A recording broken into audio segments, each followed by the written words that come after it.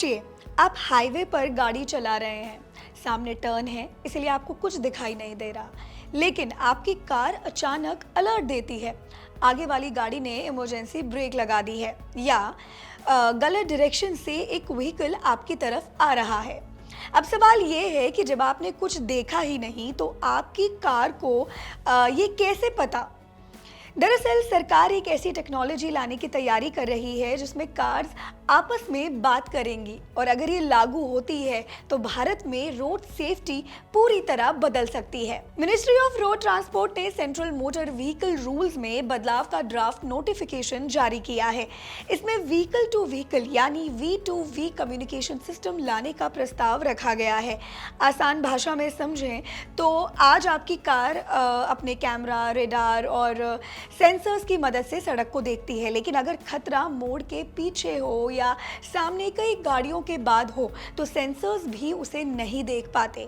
यही V2V technology game changer साबित हो सकती है। इस टेक्नोलॉजी में हर व्हीकल लगातार अपनी स्पीड, लोकेशन, डायरेक्शन, एक्सेलरेशन जैसी जानकारी आसपास चल रही दूसरी गाड़ियों के साथ शेयर करेगा। यानी अगर आपके आगे चल रही कार अचानक ब्रेक लगाती है तो उसके ब्रेक लाइट देखने से पहले ही आपकी कार आपको अलर्ट कर सकती है। सरकार के ड्राफ्ट के मुताबिक शुरुआत में कुछ बड़े सेफ्टी फीचर्स दिए जाएंगे, जैसे कि emergency brake alert, forward collision warning, wrong way vehicle alert, ambulance या फायर ब्रिगेड अलर्ट, मतलब अगर एम्बुलेंस पीछे से आ रही है या कोई व्हीकल गलत लेन में आपकी तरफ आ रहा है तो आपकी कार पहले ही वार्निंग दे सकती है। अब अगर कैमरा की बात करें तो कैमरा सिर्फ वही देख सकता है जो उसके सामने है, लेकिन V2V कम्युनिकेशन दूसरी गाड़ियों से मिली जानकारी के आधार पर ऐसे खतरे भी पहचान सकता है जो आपकी नजर और सेंसर दोनों से बाहर है।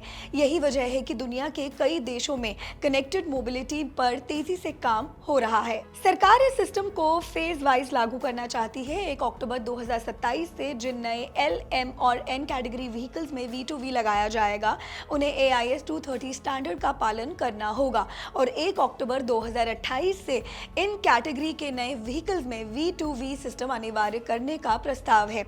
अभी ये फाइनल नहीं है, सरकार ने ड्राफ्ट जारी किया है और अगले 30 दिनों तक पब्लिक और इंडस्ट्री से सुझाव मांगे हैं। तो अगर आने वाले वर्षों में आप नई कार खरीदने की योजना बना रहे हैं तो उसमें ऐसी स्मार्ट सेफ्टी टेक्नोलॉजी देखने को मिल सकती है जो सिर्फ एयर बैग्स या ABS तक सीमित नहीं होगी, बल्कि दूसरी गाड़ियों से बात करके एक्सीडेंट होने से पहले ही आपको अलर्ट करेगी।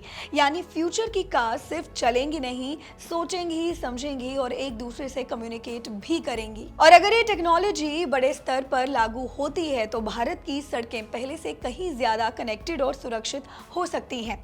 अब देखना ये होगा कि ड्राफ्ट नोटिफिकेशन पर मिले सुझावों के बाद सरकार इसे फाइनल कब करती है। इस खबर को लेकर आपकी क्या राय है, हमें कमेंट्स में जरूर बताएं, और ऐसे ही और भी वीडियोस के लिए देखते रहें जी बिजनेस।